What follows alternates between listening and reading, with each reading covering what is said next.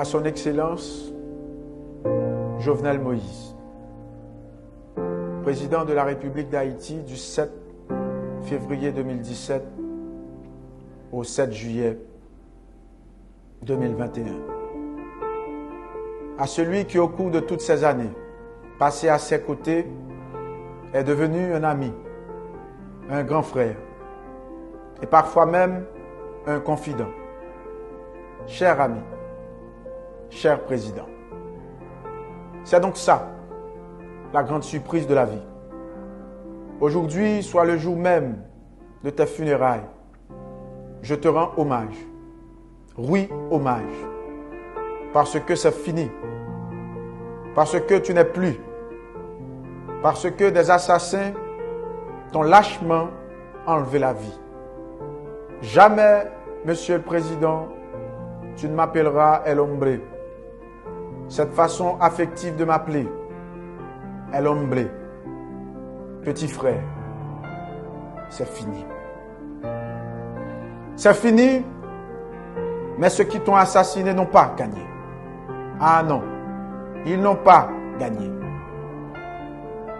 Ils t'ont peut-être enlevé la vie, mais ils ont donné une force et une énergie inébranlables au peuple haïtien dans sa quête constante de changement, de mieux-être et de la construction d'un bien meilleur pays.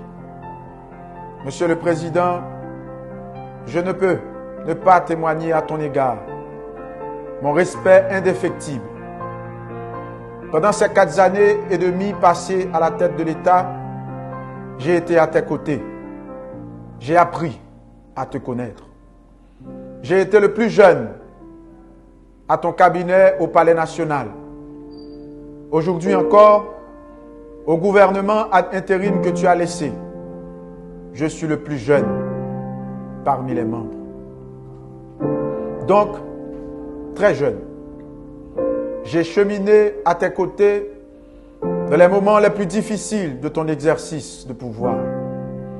Bien que nous n'avons pas toujours été d'accord, mais entre nous, il y a toujours eu du respect et une admiration réciproque. En ces temps d'adieu et des derniers hommages, je songe encore à notre dernière conversation, notre toute dernière conversation. Je t'avais fait la promesse qu'à la fin de ton mandat, le 7 février 2022, nous reprendrons cette conversation, mais de façon plus profonde. On parlait de tant de choses, d'élections, de référendums, de mysticisme de la vie politique haïtienne, de l'avenir, de tes projets, ainsi que de mes projets. Je n'ai jamais pensé un instant que j'allais te perdre, que le pays allait te perdre. Et plus encore, que ta famille allait te perdre. Président Jovenel Moïse, grand frère, cher ami, c'est ainsi et c'est ici que termine le voyage. Ton voyage. Le voyage du peuple haïtien continue. Il y a eu des leaders, il y en a aujourd'hui et il y aura d'autres leaders demain. Il y en a toujours eu.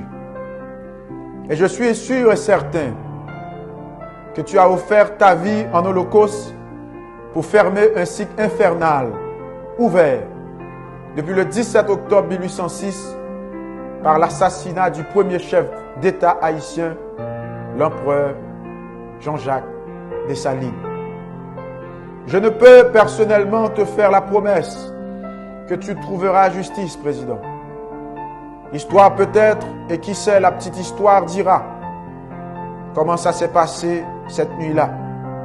Peut-être déjà, beaucoup de monde sait dans les détails la façon dont tu as été livré, liquidé, trahi.